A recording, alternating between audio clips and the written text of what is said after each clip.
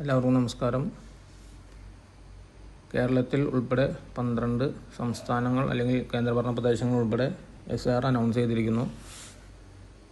ഇപ്പോൾ നമ്മൾ pre enumeration ഫേസിലാണുള്ളത്. അതായത് ഒക്ടോബർ 28 മുതൽ നവംബർ 3 വരെയാണ് പ്രീ എന്യൂമറേഷൻ ഫേസ് എന്ന് പറയുന്നത്. പ്രീ എന്യൂമറേഷൻ ഫേസിലാണ് ബൂത്ത് ലെവൽ ഓഫീസർമാർക്കുള്ള ട്രെയിനിങ്, എന്യൂമറേഷൻ ഫോമിൻ്റെ പ്രിൻറ്റിങ് മുതലായ ആക്ടിവിറ്റീസ് നടക്കുന്നത്.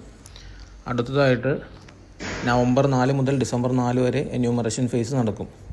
ആ ഫേസിലാണ് നമുക്ക് പ്രിൻ്റ് ചെയ്ത് ലഭിക്കുന്നതായിട്ടുള്ള എന്യൂമറേഷൻ ഫോംസിൻ്റെ വിതരണവും അത് ഫില്ല് ചെയ്ത് തിരികെ മേടിക്കുകയും അപ്ലോഡ് ചെയ്യുകയും ചെയ്യേണ്ടതായിട്ടുള്ള പ്രോസസ്സ് നടക്കുന്നത്.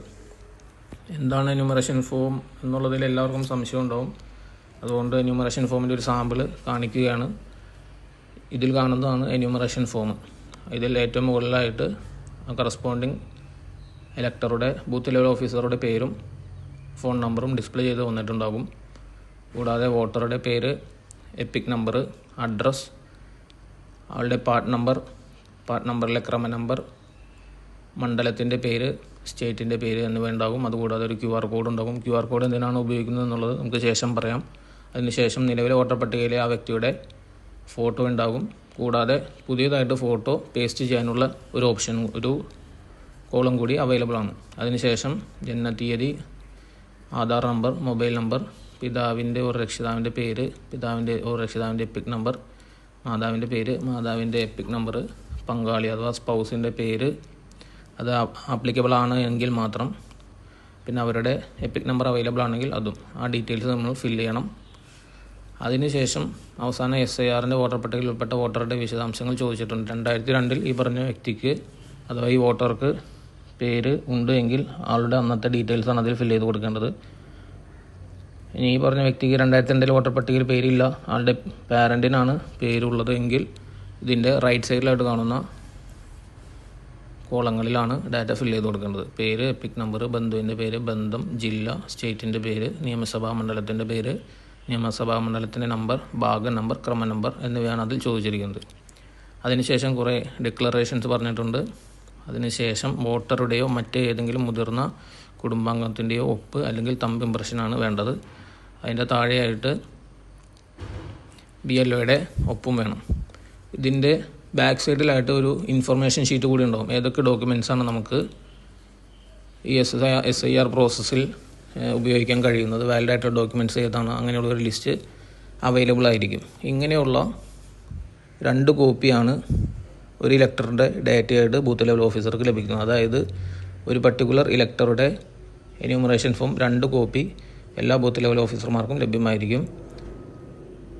എന്യൂമറേഷൻ ഫേസിൽ ഈ എന്യൂമറേഷൻ ഫോമുമായിട്ട് വീടുകൾ സന്ദർശിക്കുന്ന സമയത്ത് ഒരു കോപ്പി അവർക്ക് കൈമാറുക, ഒരു കോപ്പി അവരുടെ കയ്യിൽ നിന്നും ഫില്ല് ചെയ്ത് അവരുടെ സൈൻ മേടിച്ച് നമ്മൾ കീപ്പ് ചെയ്യുക, അത് അപ്ലോഡ് ചെയ്യാനുള്ളതാണ്.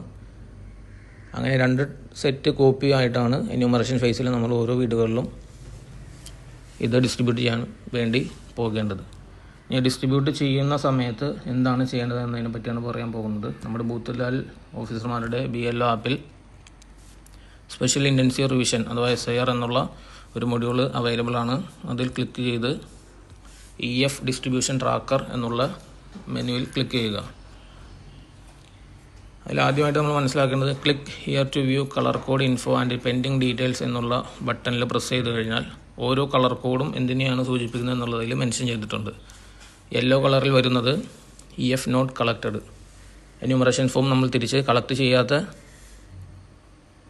കേസുകളുടെ എണ്ണമാണ്. കാരണം ഇതിൽ എന്യൂമറേഷൻ ഫോം നമ്മൾ ഡിസ്ട്രിബ്യൂട്ട് ചെയ്തിട്ടില്ല, ഇതുവരെ ആർക്കും ഡിസ്ട്രിബ്യൂട്ട് ചെയ്തിട്ടില്ല. അതുകൊണ്ട് നോട്ട് ഡിസ്ട്രിബ്യൂട്ടറിൻ്റെ കൗണ്ട് 1130 ആണ്. ഒരിക്കൽ ഡിസ്ട്രിബ്യൂട്ട് ചെയ്താൽ മാത്രമാണ് നമുക്ക് എന്ത് ചെയ്യാൻ പറ്റുള്ളൂ, അത് കളക്ട് ചെയ്യാൻ പറ്റുള്ളൂ. അതുകൊണ്ടാണ് EF നോട്ട് കളക്റ്റഡ് എന്നുള്ളത് 0 ആയിട്ട് കൊടുക്കുന്നത്. Enumeration form collected 0, enumeration form distributed 0. ഇതുവരെ നമ്മൾ ആർക്കും എന്യൂമറേഷൻ ഫോം ഡിസ്ട്രിബ്യൂട്ട് ചെയ്തിട്ടില്ല. അതിനുശേഷം ഇത് ക്ലോസ് ചെയ്യുക.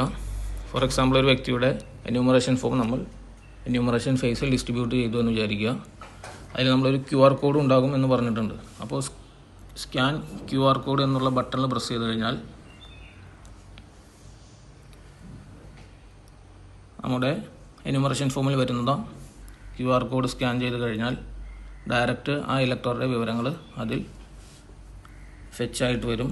ആളുടെ പേര്, ആളുടെ EPIC number, part, serial number എന്നിവ അതിൽ മെൻഷൻ ചെയ്തിട്ടുണ്ടാകും. അതിൽ മാർക്ക് ഡിസ്ട്രിബ്യൂട്ടഡ് എന്നുള്ള ബട്ടൺ പ്രസ് ചെയ്യണം.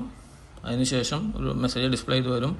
R you sure to mark distributed. അതിൽ യെസ് കൊടുത്തു കഴിഞ്ഞാൽ ഓട്ടോമാറ്റിക്കായിട്ട് ആ ഇലക്ടറുടെ കളർ, ബാക്ക്ഗ്രൗണ്ട് കളർ ബ്ലൂ ആയിട്ട്, ലൈറ്റ് ബ്ലൂ കളറിലേക്കായിട്ട് മാറും. അതായത് നേരത്തെ നമ്മൾ ചെയ്തതുപോലെ click here to view colour code എന്നുള്ള ഭാഗത്ത് ക്ലിക്ക് ചെയ്ത് കഴിഞ്ഞാൽ EF ഡിസ്ട്രിബ്യൂട്ടഡ് എന്നുള്ളത് കൗണ്ട് 1 ആയിട്ട് മാറിയിട്ടുണ്ടാകും.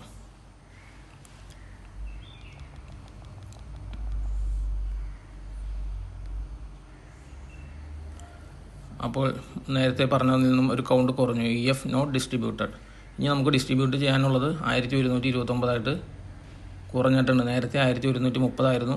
ഇപ്പോൾ നമ്മൾ ഒരാൾക്ക് എന്യൂമറേഷൻ ഫോം ഡിസ്ട്രിബ്യൂട്ട് ചെയ്ത് അത് മാർക്ക് ചെയ്തപ്പോൾ ഡിസ്ട്രിബ്യൂട്ട് ചെയ്യാനുള്ള ആളുകളുടെ എണ്ണം 1 കുറഞ്ഞ് 1129 ആയിട്ടുണ്ട്.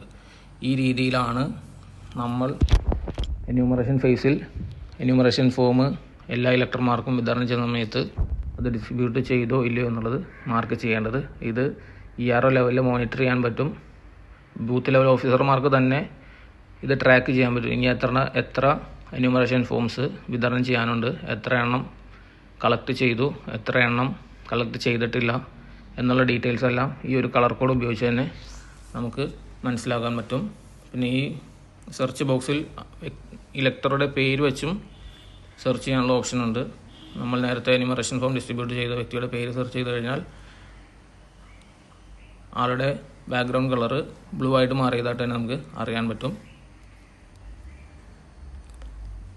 ഈ ഒരു ആക്ടിവിറ്റിയാണ് നിലവിൽ എന്യൂമറേഷൻ ഫേസിൽ ആദ്യം ഘട്ടത്തിൽ